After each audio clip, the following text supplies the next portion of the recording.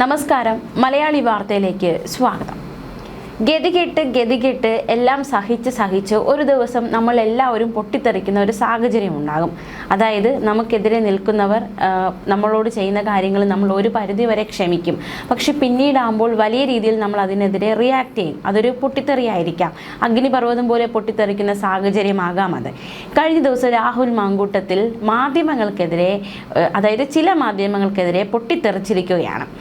കഴിഞ്ഞ കുറേ നാളുകളായി, അതായത് എല്ലാവരുമില്ല, പക്ഷേ ഒരു സംഘം സർക്കാർ വാലാട്ടികളായ അടിമ മാധ്യമ തൊഴിലാളികളുടെ അജണ്ടയിലാണ് എനിക്കെതിരെയുള്ള കേസുകളുടെ വാർത്ത പോകുന്നത് എന്നാണ് രാഹുൽ മാങ്കൂട്ടത്തിൽ പൊട്ടിത്തെറിച്ചിരിക്കുന്നത്. ഫേസ്ബുക്കിലൂടെയായിരുന്നു പ്രതികരണം.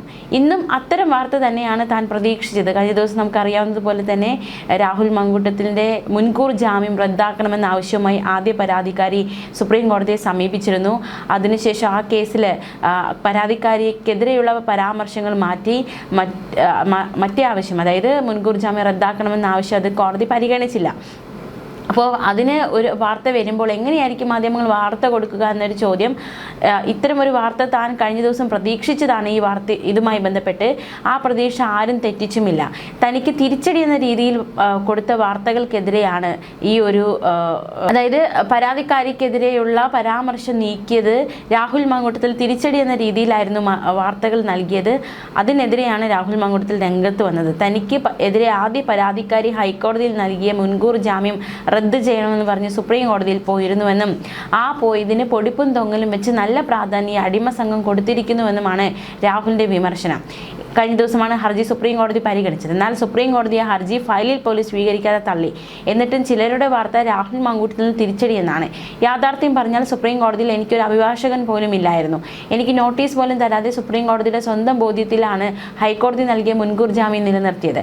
ഒരു സംഘം അടിമകളായ മാധ്യമപ്രവർത്തകർ ശ്വാസം അടക്കിപ്പിടിച്ച് എത്ര വായിട്ടടച്ചാലും ശബ്ദ മലിനീകരണം ഉണ്ടാകുമെന്നല്ലാതെ ഒരു കാര്യവും ഉണ്ടാകാൻ പോകുന്നില്ല. കാരണം ആദ്യ ദിവസം തൊട്ട് ഞാൻ പറഞ്ഞിട്ടുള്ളത് പോലെ ഞാൻ ഈ വിഷയത്തിൽ ഈ രാജ്യത്തെ ഒരു നിയമങ്ങൾക്കും വിരുദ്ധമായി ഒന്നും ചെയ്തിട്ടില്ല എന്ന ആത്മവിശ്വാസം വീണ്ടും രാഹുൽ മാങ്കൂട്ടത്തിൽ പ്രകടിപ്പിക്കുകയാണ്.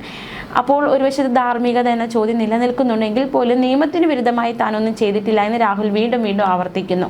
സെഷൻസ് കോടതി തൊട്ട് സുപ്രീം കോടതി വരെ ആയിട്ട് ഇന്നത്തെ ദിവസം വരെ നിങ്ങൾ ഒരു സംഘം അടിമ മാധ്യമ തൊഴിലാളികൾ പടച്ചുവിട്ട ഏതെങ്കിലും ഒരു ആരോപണം ഏതെങ്കിലും കോടതി ശരിവെച്ചിട്ടുണ്ടോ? നിങ്ങൾ വിളിച്ചു കൂവിയ ഏതെങ്കിലും ആരോപണങ്ങൾക്ക് തെളിവിൻ്റെ ഒരു ചെറിയ കടലാസ് കഷ്ണമെങ്കിലും ഹാജരാക്കാൻ പറ്റുമോ? ആദ്യം മുതൽ ഞാൻ പറയും പോലെ എത്ര വൈകിയാലും സത്യം പുറത്തു വരും. ഗൂഢാലോചനയുടെ ഉൾപ്പെടെയുള്ള കൃത്യമായ തെളിവുകൾ കയ്യിലുള്ള ആത്മവിശ്വാസത്തിൽ തന്നെ പറയുന്നു. ആ സത്യം കോടതിക്ക് ബോധ്യമായതുപോലെ ഈ നാട്ടിലെ മുഴുവൻ മനുഷ്യർക്കും ബോധ്യമാകും. നിങ്ങൾ നാടകീയമായി അവതരിപ്പിച്ചാലും ബഹളം വെച്ചാലും കള്ളം സത്യമാകില്ല. സത്യമേ ജയിക്കൂ. ആ സത്യം എൻ്റെ ഭാഗത്താണ്. അതൊന്നും കാര്യമാക്കണ്ട. നിങ്ങൾ വാങ്ങിയ പൈസയ്ക്കുള്ള പണി ചെയ്യൂ അടിമകളെ എന്നായിരുന്നു രാഹുൽ മാങ്കൂട്ടത്തിലെ രൂക്ഷ വിമർശനം. മാത്രമല്ല രാഹുലിൻ്റെ ഉറ്റ സുഹൃത്ത് ഫെനി നൈനാനും കഴിഞ്ഞ ദിവസം ഫേസ്ബുക്ക് പോസ്റ്റിലൂടെ നിർണായക ചില കാര്യങ്ങൾ, ഇന്ന് മാധ്യമങ്ങളിൽ വരാനിടയില്ലാത്ത ഒരു വാർത്ത നിങ്ങളോട് പറയാനാണ് ഈ പോസ്റ്റ് എന്ന് പറഞ്ഞാണ് ഫെനി നൈനാൻ രംഗത്ത് വന്നത്. ഇന്ന് രാവിലെ മാധ്യമങ്ങളിൽ വലിയ വാർത്തയുണ്ടായിരുന്നു. രാഹുലിന് നിർണായകമെന്ന്. സുപ്രീം കോടതിയിൽ ഒന്നാമത്തെ പരാതിക്കാരി ഹൈക്കോടതി രാഹുലിന് നൽകിയ ജാമ്യം തള്ളിക്കളയണമെന്ന് ആവശ്യപ്പെട്ട് കൊടുത്ത ഹർജി പരിഗണിക്കുന്ന ദിവസമായിരുന്നു ഇന്ന്. സുപ്രീം കോടതി പരാതിക്കാരി കൊടുത്ത ഹർജി ഫയലിൽ പോലും സ്വീകരിക്കാതെ തള്ളിക്കളഞ്ഞു. ഇനി അങ്ങോട്ട് സത്യം ജയിക്കുന്ന ദിവസങ്ങളാണ്. ഞെട്ടിക്കുന്ന സത്യങ്ങൾ പുറത്തു വരാൻ പോകുന്ന ദിവസങ്ങളാണെന്നും ഫെനി നൈനാൻ പറഞ്ഞു. എന്താണ് ആ ഞെട്ടിക്കുന്ന രഹസ്യം? എന്ത് രഹസ്യമാണ് പറയാനുള്ളത്? എന്താണ് ഈ സംഭവവുമായി ബന്ധപ്പെട്ട് ഇനിയും സത്യങ്ങൾ പുറത്തു വരാനുണ്ട് എന്ന് ഫെനി നൈനാൻ അവകാശപ്പെടുന്നത്? ചോദ്യങ്ങൾ ബാക്കിയാവുകയാണ്. കഴിഞ്ഞ ദിവസം രാഹുൽ മാങ്കൂട്ടത്തിനെതിരായ ലൈംഗിക പീഡന കേസിൽ ആദ്യ പരാതിക്കാരിക്കെതിരായ ഹൈക്കോടതി ഉത്തരവിലെ പരാമർശങ്ങൾ സുപ്രീം കോടതി നീക്കിയിരുന്നു. വിചാരണ ബാധിക്കുന്നതെന്നാണ് പരാമർശമെന്ന പരാതിക്കാരുടെ വാദം അംഗീകരിച്ചായിരുന്നു സുപ്രീം കോടതി ഉത്തരവ്. പരാതിക്കാരുടെ ഹർജി കോടതി തീർപ്പാക്കി.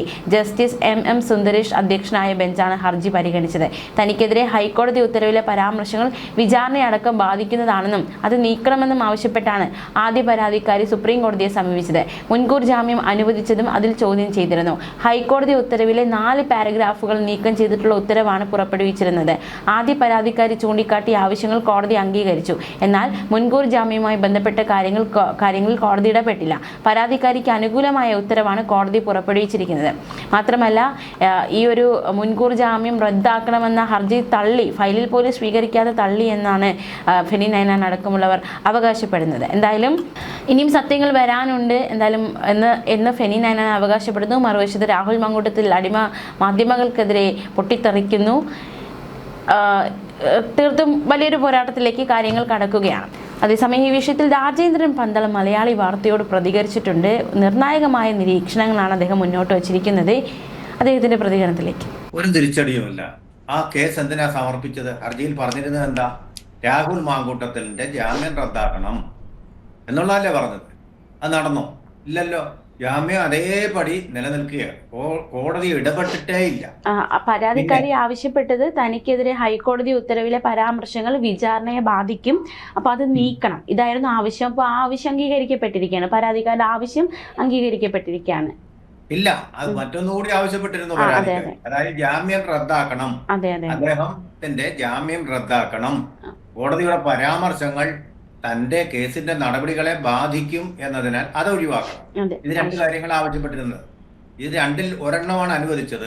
കാരണം കോടതിയുടെ ഭാഗത്തു നിന്നുള്ള പരാമർശങ്ങൾ, കോടതി അങ്ങനെ പരാമർശം നടത്തേണ്ടതില്ല എന്നുള്ള ഒരു നിഗമനത്തിലാണ് സുപ്രീം കോടതി എത്തിയത്. കാരണം ഒരാളിന്റെ വ്യക്തി സ്വാതന്ത്ര്യത്തിന്റെ കാര്യമാണ്. ആ കാര്യങ്ങളിൽ കോടതിയുടെ പരാമർശങ്ങൾ ആവശ്യമില്ല. ഇവിടെ ഇപ്പോ തെറ്റുകാരായിരുന്നു എന്നും ഒന്നും പറഞ്ഞിട്ടില്ല. ചില പരാമർശങ്ങൾ, ആ പരാമർശങ്ങൾ ഈ കേസിന്റെ മുന്നോട്ടുള്ള നടത്തിപ്പിന് ആവശ്യമില്ലാത്തതാണ്. അതുകൊണ്ട് തന്നെ ഒരു പ്രിജുഡിസ് ആയിട്ട് മാറാൻ സാധ്യതയുണ്ട്. ആ പ്രിജുഡിസ് ഒഴിവാക്കാൻ, അല്ലെങ്കിൽ ആ മുൻവിധി ഒഴിവാക്കാൻ വേണ്ടി നടപടിക്രമങ്ങളിൽ നിന്നും ആ പരാമർശം ഒഴിവാക്കുന്നത് പ്രതിഭാഗം വക്കീലിനെയും അതുപോലെ തന്നെ വാദിഭാഗം വക്കീലിനെയും കൂടുതൽ വസ്തുനിഷ്ഠമായിട്ട്, ഒബ്ജക്റ്റീവായിട്ട് ഈ കേസിനെ സമീപിക്കുന്നതിന്, അതുപോലെ തന്നെ അവരുടെ വാദപ്രതിവാദങ്ങളിൽ നിന്ന് വളരെ നിഷ്പക്ഷമായിട്ടുള്ള ഒരു മുൻവിധിയുമില്ലാത്ത ഒരു വിധിയിലേക്ക് കോടതിയെ നയിക്കുകയും ചെയ്യും എന്നുള്ള വളരെ ജൂറിസ്പ്രൂഡൻസോട് കൂടിയാണ്, അതായത് ഈ ജുഡീഷ്യറിയുടെ ബുദ്ധി കൊണ്ടാണ് അവരത് വിധിച്ചത്. അതിനകത്ത് ഇപ്പോൾ രാഹുൽ മാങ്കൂട്ടത്തിനോടോ ആ പെൺകുട്ടിയോടോ യാതൊരു വിധമായിട്ടുള്ള പക്ഷമോ പരാമർശങ്ങളോ ഒന്നും ഉണ്ടായിട്ടില്ല. പിന്നെ എങ്ങനെയാണ് രാഹുൽ മാങ്കൂട്ടത്തിന് തിരിച്ചടി എന്ന് പറയുന്നത്? കോടതിയുടെ പരാമർശങ്ങൾ മാത്രം അത്രയേ ഉള്ളൂ. അപ്പോഴും അത് അതേപടി തന്നെ നിലനിൽക്കുകയാണ്. ഇവിടെ ഈ രാഹുൽ മാങ്കൂട്ടത്തിൽ പറയുന്നത് ശരിയാണെന്ന് വിശ്വസിക്കേണ്ടിയിരിക്കുന്നു. ഒരു കൂട്ടം അടിമ മാധ്യമ പ്രവർത്തകരെ രാഹുൽ മാങ്കൂട്ടത്തിനെ ഇങ്ങനെ വേട്ടയാടിക്കൊണ്ടിരിക്കുകയാണ്. കൊണ്ടുപോയി കൊന്നതും നീയെ ചാപ്പ എന്ന് പറയുന്നത് പോലെ തന്നെ ഇദ്ദേഹത്തെ വളർത്തിക്കൊണ്ടുവന്നതും ഇപ്പോൾ കൊന്നുകൊണ്ടിരിക്കുന്നതും ഈ മാധ്യമപ്രവർത്തകർ തന്നെയാണ്. കാര്യങ്ങൾ ശരിയായിട്ട് പഠിക്കാതെയും മനസ്സിലാക്കാതെയും രാഹുൽ മാങ്കൂട്ടത്തിന് തിരിച്ചടി. എന്താണ് ഈ തിരിച്ചടി എന്നുള്ളത് പറയുന്നത്?